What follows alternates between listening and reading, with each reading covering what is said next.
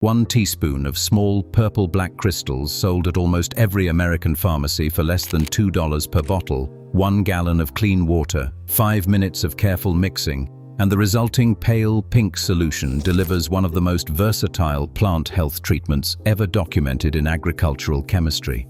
The crystals dissolve into water and produce a striking violet color, gradually fading to pale pink as the solution is diluted to the concentrations that home gardens require. And the pink liquid that emerges from that mixing process handles more plant health problems than almost any other single-ingredient garden treatment ever developed. Tomato late blight during the humid weeks of midsummer. Powdery mildew coating squash and cucumber leaves in gray dust. Downy mildew spreading across cabbage and broccoli. Gray mold destroying strawberries at the peak of harvest. Damping off disease-killing seedlings within days of germination. Root rot in transplants moved from indoor starts to outdoor beds. Fungal pathogens hiding on the surfaces of seeds saved from last year's garden. Every one of these problems, and several more that most gardeners face across every growing season, responds to the same pink pharmacy solution. Peer-reviewed research from agricultural research stations across Asia, Europe, and North America has documented these applications for over a century. And the small brown bottle of purple crystals sitting on the pharmacy shelf costs a small fraction of what any modern branded fungicide charges for weaker results. But before I walk you through the exact dilutions that turn a $2 pharmacy product into the most versatile plant disease treatment ever documented, and the specific safety precautions that make the difference between a successful treatment and a garden emergency, you need to understand something almost every gardening video on this topic gets completely wrong. This product is not fertilizer, it is not a growth stimulant, and it is not a general-purpose plant food. Most channels confuse the categories, promising dramatic yield increases from a chemical that is actually a specialized disease control agent with a modest nutritional side benefit. Stay with me, because the difference between using potassium permanganate correctly and using it incorrectly is enormous, and the consequences of misuse include damaged plants, damaged skin, and damaged soil that can take multiple seasons to recover from. The story does not start in a modern chemistry laboratory. It starts in Germany in the year 1659, when a German chemist and alchemist named Johann Rudolf Glauber conducted the first documented experiments with manganese compounds that would eventually lead to the discovery of the substance we now call potassium permanganate. Glauber was one of the earliest scientific investigators in what would eventually become the field of analytical chemistry, and his systematic work on manganese-bearing minerals laid the foundation for 200 years of subsequent research. The specific chemical compound that we recognize today as potassium permanganate was not fully isolated until much later, but Glauber's foundational work established the mineral properties and reaction chemistry that later chemists would refine into a purified compound.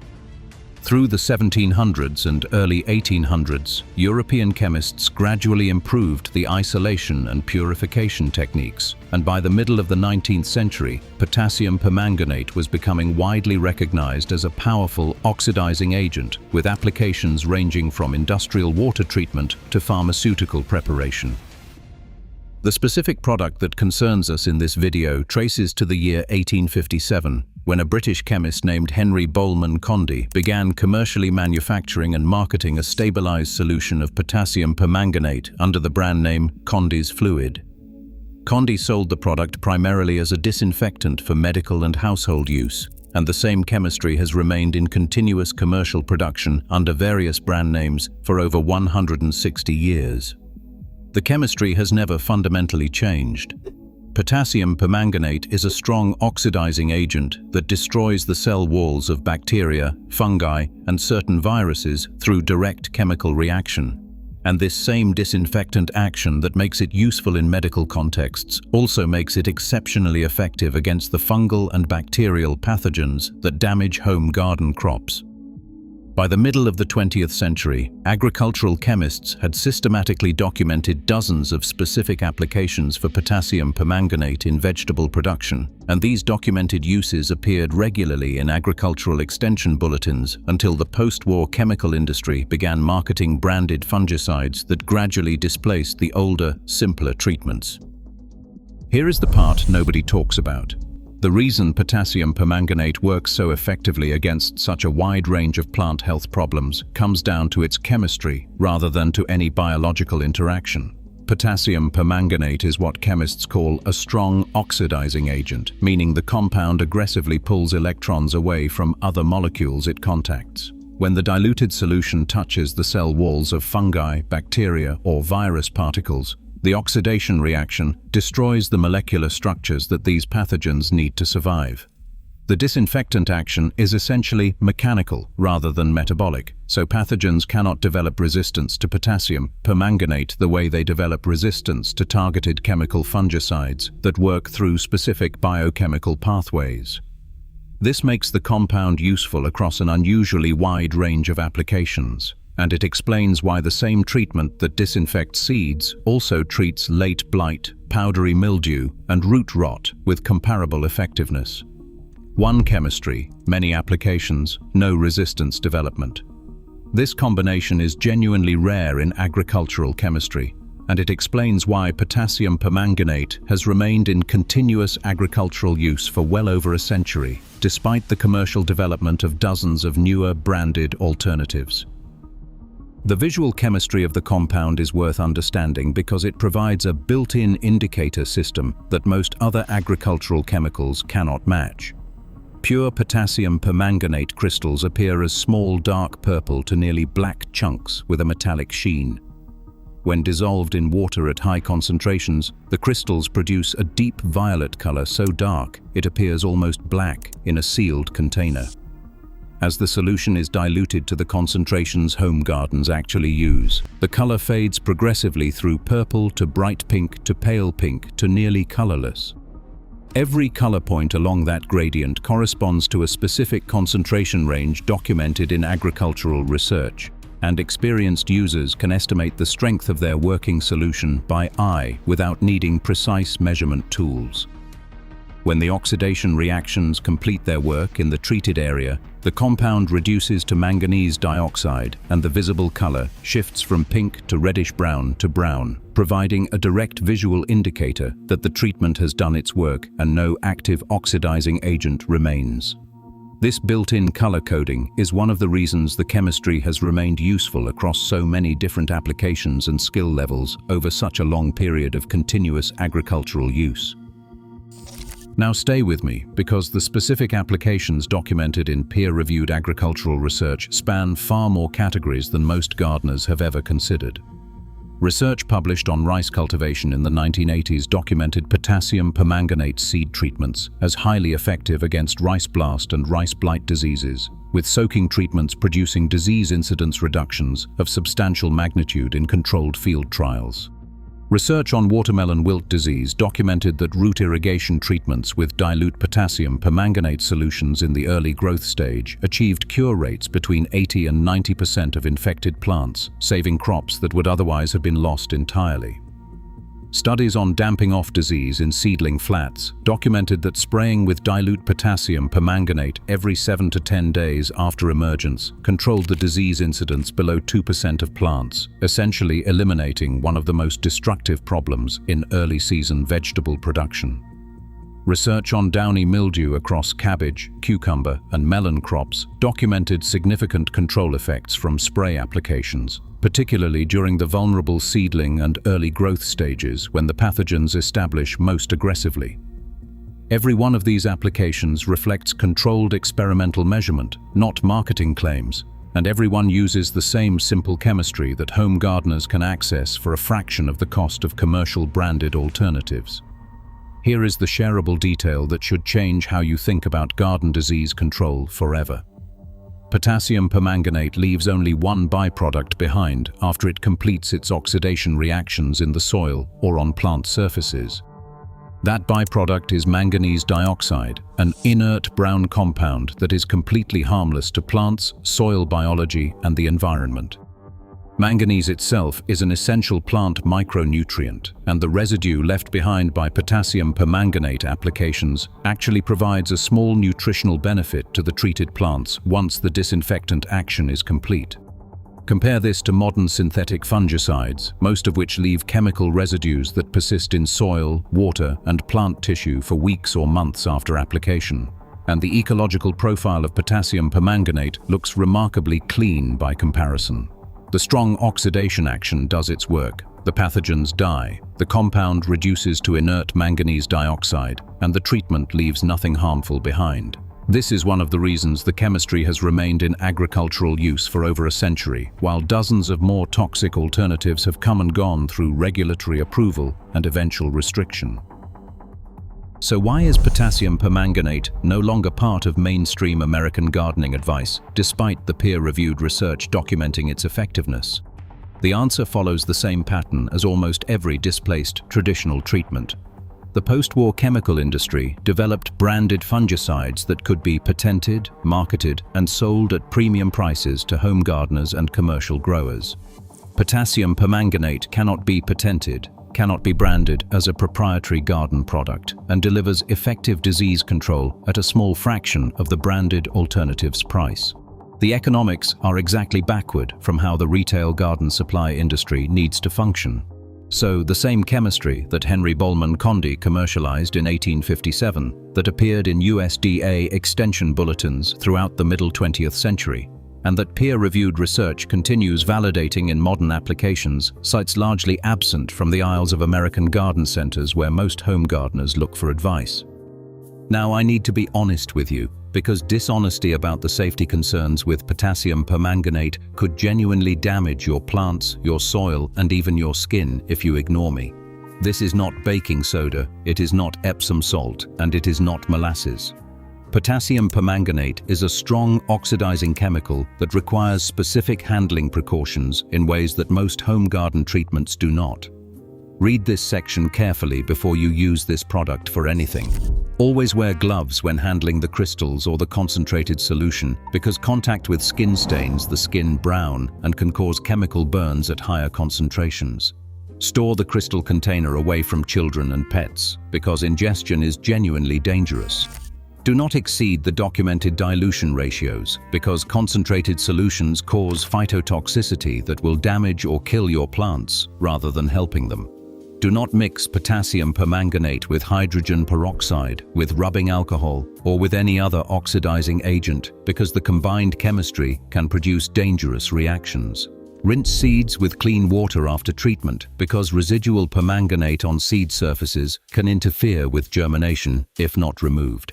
And check your state and local regulations before purchasing, because some American states restrict retail sales of potassium permanganate due to its potential use in illegal drug manufacturing.